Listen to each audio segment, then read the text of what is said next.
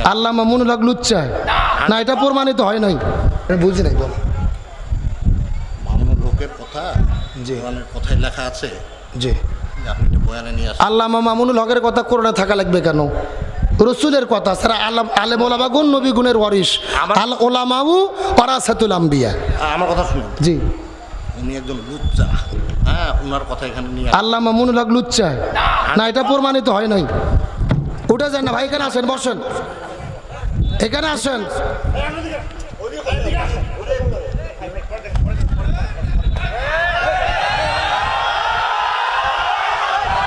বসেন বসেন বসেন, উত্তেজিত হয় না, বসেন, যে যেখানে আছেন বসেন। আসেন বড় ভাই, আপনার উপরে আসেন, ভাই আপনার উপরে আসেন, ভাই আপনার উপরে আসেন, আপনার সম্মানিত মানুষ উপরে আসেন।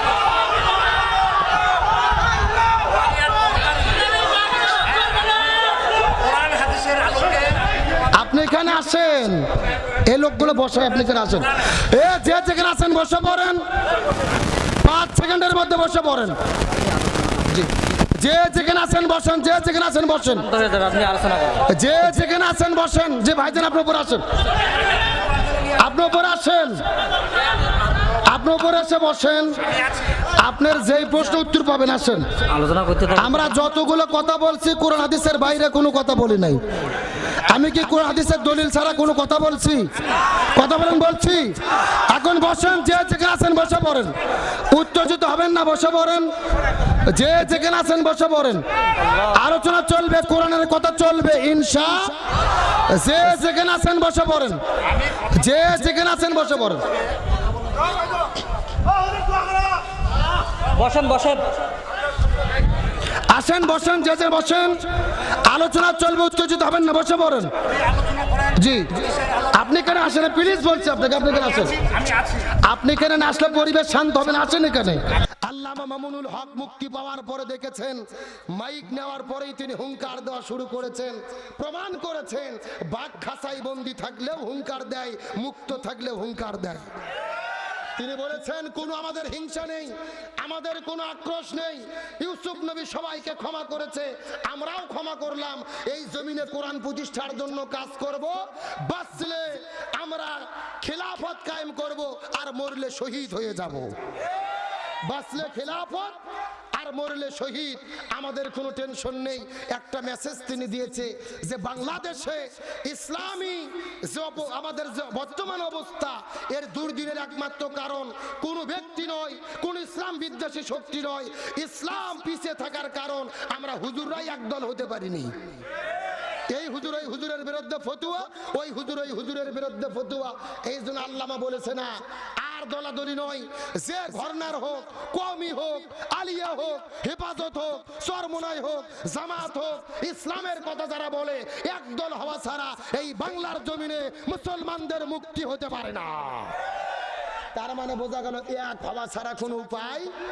আমার বন্ধুগণ, মুসলমান ভাইরা, এই বাংলাদেশের স্বাধীনতার মহান স্থপতি বঙ্গবন্ধু শেখ মুজিবুর রহমানের জীবনী আমি পড়েছি। অসমাপ্ত আত্মজীবনী পড়ে যতটুকু বুঝেছি যে বঙ্গবন্ধু শেখ মুজিবুর রহমানের জনপ্রিয়তার পেছনে অন্যতম কারণ হলো তিনি যতবার জেলেবন্দি হয়েছে তার জনপ্রিয়তা তত বেড়ে গেছে। কথা কন না কে? একই রকম ভাবে আলেমেরাও যদি বন্দী হয়, জনপ্রিয়তা কমে না, বাড়ায়া দেয় কে? গত 2 দিন তা প্রমাণ হয়ে গেছে। আমাদের আল্লামা মামুনুল হক জাতীয় নেতা হয়ে ভেতরে ঢুকেছে, আন্তর্জাতিক নেতা হয়ে বের হয়ে চলে এসেছে। হযরত ইউসুফ আলাইহিস সালাম 10 বছর জেল থেকে বের হওয়ার পরে মিশরের রাষ্ট্রপতি হয়েছে। আমরা মনে করি আজ হোক কাল হোক, বাংলাদেশের মুসলমানরা যদি দিন বোঝে, ইসলাম বোঝে, কোরআন বোঝে, এই বাংলাদেশের সিংহাসনে আলেমরাই যাবে, কোরআন দেই বাংলাদেশ চলবে ইনশাআল্লাহ। এই কোরআন দেই সমাজ চলুক আমরা চাই কি চাই না? আমরা রাজনৈতিকভাবে যে কোনো দল করতে পারি, আওয়ামী লীগ, বিএনপি, জামাত, জাতীয় পার্টি ব্যক্তিগত ব্যাপার, কিন্তু মুসলমান যদি হই কোরআনের পক্ষে আমাদেরকে থাকতে হবে। আল্লাহ তাআলা কোরআন এবং ইসলামের পক্ষে থাকার তৌফিক দিক, বলেন আমিন। আপনি বসে থাকলেন না, না নয়ডাঙ্গি নয়, ওই দিকে একটা করলাম শাশুয়া, হ্যাঁ যে শাশুয়া, জি। তারপর একটা করলাম আমি 2-3টা মাহফিল করলাম, ভাই শুরু থেকে শেষ পর্যন্ত বসে থেকে শুনলো, ভাই বুঝলো না যে ওয়াজ কোরআনের হলো না বাইরের হলো। আপনি ভালো মতো না শুনলে কোরআনের কথা বুঝবেন কি?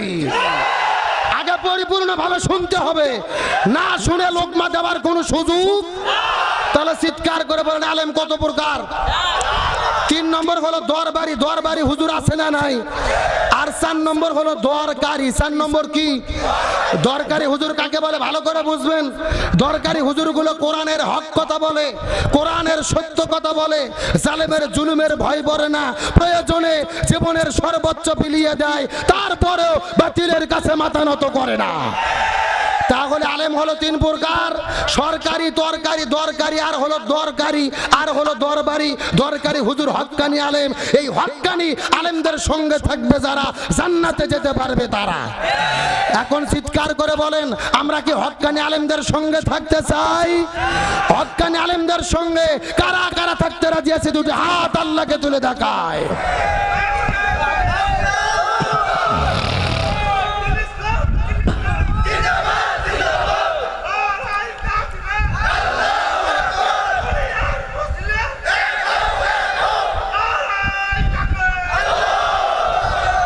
আল্লাহ তাআলা কবুল করুক, বলেন আমিন। তারা চিৎকার করে বলেন আলেমদেরকে হেফাজত করবে কে? আরো জোরে বলেন। আমার প্রিয় বন্ধুগণ, মুসলমান ভাইরা গভীর মনোযোগ। আল্লাহ তাআলা ইমানদার মুসলমানদেরকে কেমন করে সম্মান দান করবে কথাগুলো সুন্দর করে বোঝার চেষ্টা করবেন।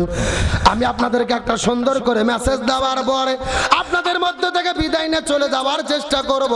কথাগুলো সুন্দর করে বোঝার চেষ্টা করবেন। আল্লাহ তাআলা আলেমদেরকে কেমনে সম্মান দান করে। এই ভারত উপমহাদেশের ভেতরে আল্লাহর একজন জগৎ বিখ্যাত আল্লাহর ওলি ছিল আল্লামা খাজা কুতুবউদ্দিন আলবেক আল কাকি রহমতুল্লাহ আলাইহি। কথাগুলো সুন্দর করে বোঝার চেষ্টা করবেন। আল্লামা খাজা কুতুবউদ্দিন আলবেক আল কাকি রহমতুল্লাহ আলাইহি যেদিন পৃথিবীর মধ্য থেকে বিদায় নিয়ে চলে যাবেন, তার মৃত্যুর পূর্বে সমস্ত ছাত্রদেরকে ডাক দেওয়ার পরে ডাক দে বলে, এ ছাত্র তোমরা ভালোভাবে জেনে নাও আমি পৃথিবীর মধ্য থেকে বিদায় নিয়ে চলে যাব, তবে আমার মৃত্যুর পরে ফোন করে দেবে। এই কথা বলার পরে সমস্ত ছাত্রগুলো কান্না করা শুরু করে দিলেন। হুজুর এটা আপনি কেমন কথা বললেন? আপনি তো ভারত উপমহাদেশের মধ্যে একজন জগৎ বিখ্যাত আল্লাহর ওলি, আপনি বিদায় নিয়ে চলে যাবেন, আপনার মৃত্যুর পরে কেন জানাজার নামাজটা পড়তে পারবো না? খাজা ডাক দে বলে, আমার মৃত্যুর পরে যদি তোমরা জানাজার নামাজটা আদায় করতে চাও, যেই লোকটা নামাজের মধ্যে ইমামতিত্ব করবে এই লোকের মধ্যে কমপক্ষে 4টে গুণ থাকা লাগবে। এই লোকের ভেতরে কমপক্ষে 4টা শর্ত থাকা লাগবে।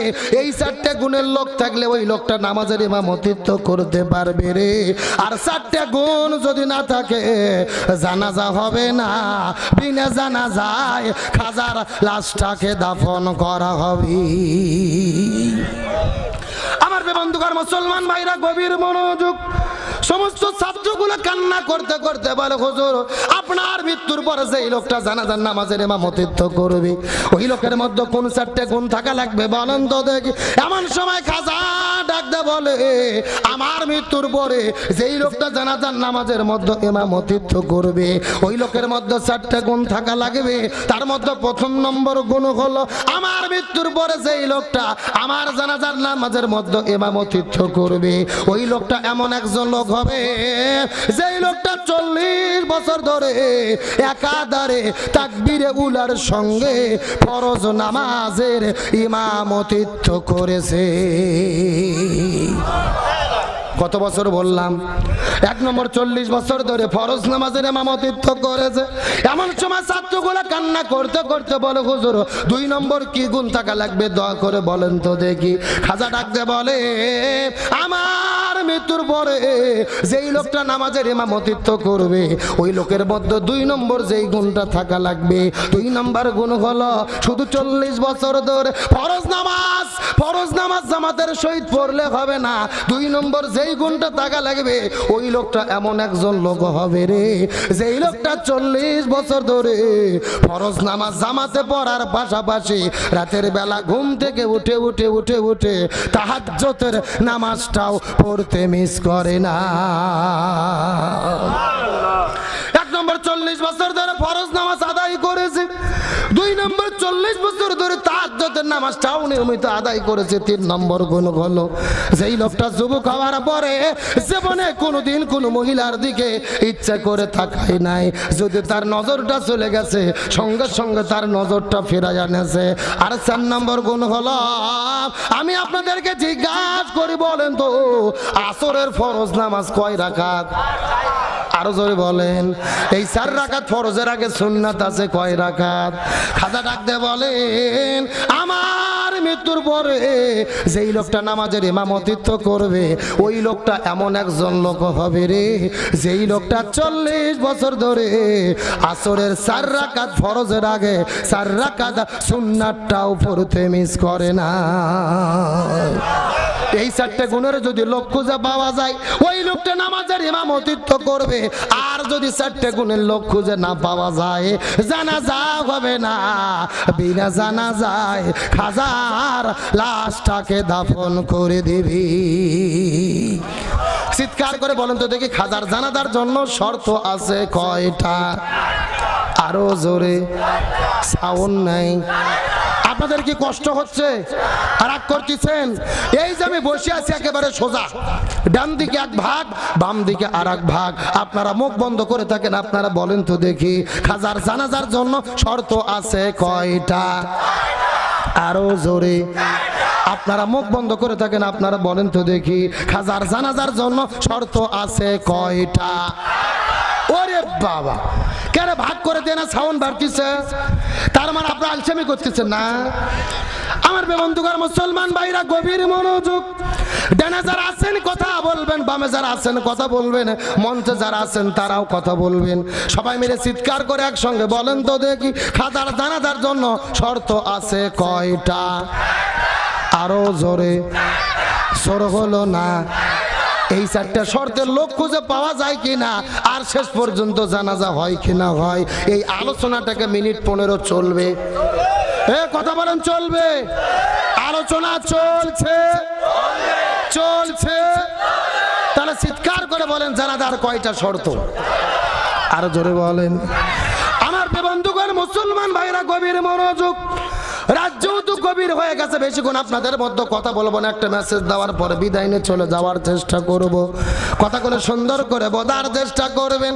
এই 4টা শর্ত দেওয়ার পরে পরের দিনে সকালবেলা ফজর নামাজ পড়ার পরে লক্ষ্য করে দেখা গেল ওই খাজা আল্লাহর ডাকে সাড়া দিয়ে এই পৃথিবীর মধ্য থেকে বিদায় নিয়ে চলে গেলেন। কিন্তু খাজার মৃত্যুর পরে চতুর্দিক থেকে লক্ষ লক্ষ মানুষেরা তার জানাজাটা পড়ার জন্য তার লাশের কাছে এসে হাজির হয়ে গেছে। তার মৃত্যুর খবর শোনার পরে চতুর্দিক থেকে লক্ষ লক্ষ মানুষেরা তার জানাজার তার কাটুনির কাছে আসার পরে চোখের পানি ফেলে কান্না করে করে করে দোয়া করে। এখন আমি আপনাদেরকে জিজ্ঞাসা করি বলেন তো দেখি ও ঠাকুর গায়ের মুসলমান, আজকেও বাংলাদেশের ভেতরে আলিমেরা যখন বিদায় নিয়ে চলে যায় মানুষেরা কান্না করে দোয়া করে কি করে না?